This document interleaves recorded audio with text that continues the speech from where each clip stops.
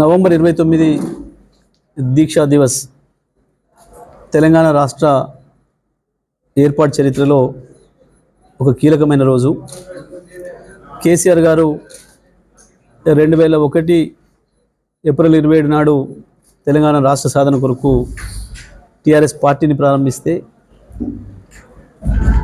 పరిస్థితులు పక్వానికి వచ్చినాయి. ఇక తాడోపేడో తేల్చుకోవాల్సిన సమయం వచ్చిందని చెప్పి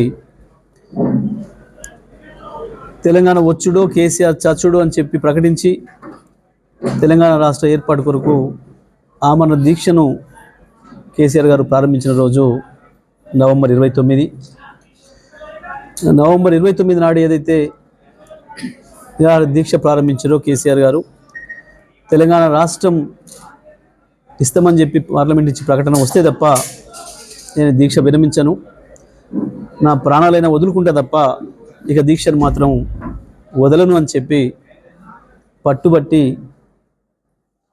తెలంగాణ రాష్ట్ర సాధన ప్రకటనను డిసెంబర్ 9 నాడు వచ్చేటట్టు చేసి ప్రకటన వచ్చిన తర్వాతనే పార్లమెంట్లో ఆనాటి హోంమంత్రి ప్రకటించిన తర్వాతనే దీక్ష విరమించిన సంగతి, తెలంగాణ రాష్ట్ర ఏర్పాటు ప్రకటన జరిగిపోయిన సంగతి మనకు తెలుసు. ఇది తెలంగాణ రాష్ట్ర ఏర్పాటు చరిత్రలో ఇది కీలకమైన ఘట్టం. తెలంగాణ రాష్ట్రం ఉన్నంతకాలం ఈ భూమిపైన ఈ రోజుకు ఉండే ప్రాధాన్యత తప్పకుండా ఉంటుంది. అది తెలంగాణ రాష్ట్ర ఏర్పాటు చరిత్రలో, కేసీఆర్ జీవిత చరిత్రలో, టీఆర్ఎస్ పార్టీ చరిత్రలో తప్పకుండా ఇది ఎప్పటికీ నిలిచిపోయే రోజు. కాబట్టి దీని ప్రాధాన్యతను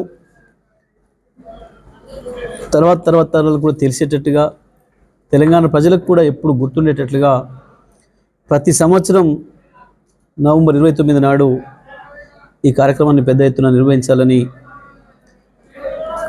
బీఆర్ఎస్ పార్టీ కార్యకర్తలు, ప్రజలు పాల్గొనేలాగా దాని యొక్క ప్రాధాన్యతను అందరికీ చెప్పాలని చెప్పి మేము ఆ రోజు కార్యక్రమాన్ని, దీక్షా దివస్ కార్యక్రమాన్ని చేయాలని చెప్పి బీఆర్ఎస్ పార్టీ నిర్ణయించడం జరిగింది. దాంట్లో భాగంగా ఈరోజు జిల్లా జనరల్ బాడీని నిర్మించుకోవడం జరిగింది. దాని కార్యనిర్వాహక కార్యక్రమాలన్నిటి కూడా ఆ రోజు ఎట్లా ప్రజలు ఎంత పెద్ద ఎత్తున తరలి రావాలని చెప్పి అన్ని గ్రామాలలో కూడా ప్రచారం చేయాలని చెప్పి సూర్యాపేట జిల్లాలోని ప్రతి గ్రామం నుంచి కూడా తప్పకుండా ప్రజలు వచ్చేటట్లుగా చూసుకోవాలి, ప్రజల భాగస్వామ్యం ఉండేటట్లు చూసుకోవాలని చెప్పి ఈరోజు ఈ సన్నాహక సమావేశంలో నిర్ణయం తీసుకోవడం జరిగింది.